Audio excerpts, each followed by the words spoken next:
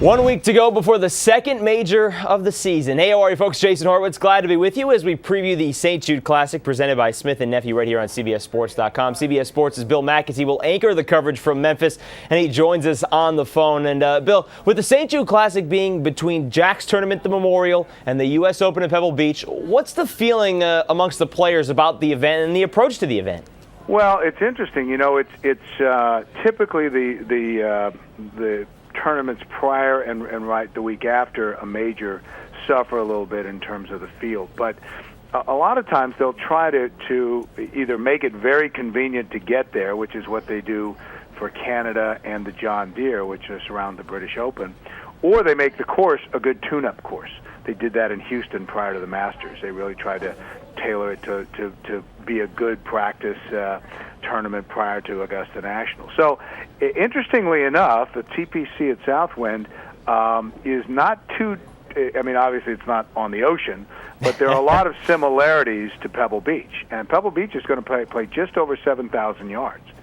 And the St. Jude Classic, they can set that thing up pretty good. A couple of years ago, it played to a stroke average two and a half shots over par, which made it the most difficult non-major tournament of the year.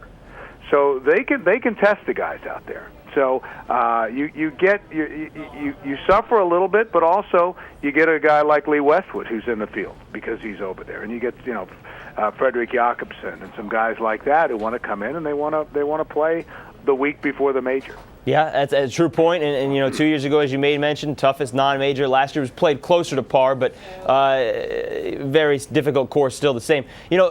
Bill, one of the main focuses heading into the week, heading into the tournament, is Jordan Spieth. He finished his junior year of high school now. Now he's taking his second shot at a PGA Tour event after tying for 16th at the HP Byron Nelson. What are you expecting out of him in his second go-around? It's all, with a teenager in any area, because I'm a dad, always unpredictable. But in golf especially, because I think he's got great skills for a 16-year-old kid. In fact, I was just talking to Peter Costas about him about a half hour ago. And this kid can really play, and he's the reigning U.S. Junior Amateur champion. I mean, he knows his way around a golf course.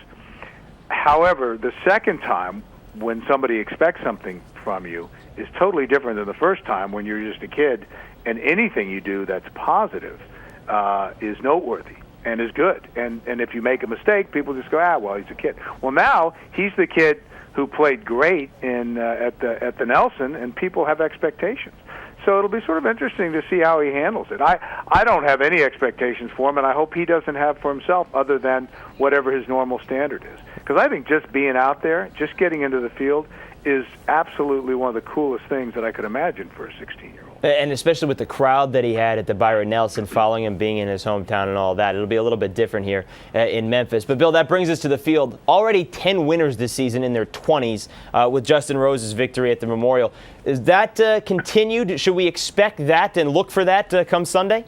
Yeah, I think we're in a real generational shift here. I mean, I think there's a changing of the guard. I mean, Tiger's not Tiger, and all of that has been well documented. Tiger's just not playing like Tiger. And so you've got a big opening for young guys like Ricky Fowler and Justin Rose and these kinds of guys to go out and make their mark. And interestingly enough, they played so well at the Memorial. Justin won it. They didn't qualify. Neither one qualified yesterday for the field at the U.S. Open. Now they will get, because they moved way up in terms of their rankings, so they'll get an automatic exemption going forward. Fowler moved up to 32 in the world, which is pretty cool for a 21-year-old kid, and then Rose got up to 33.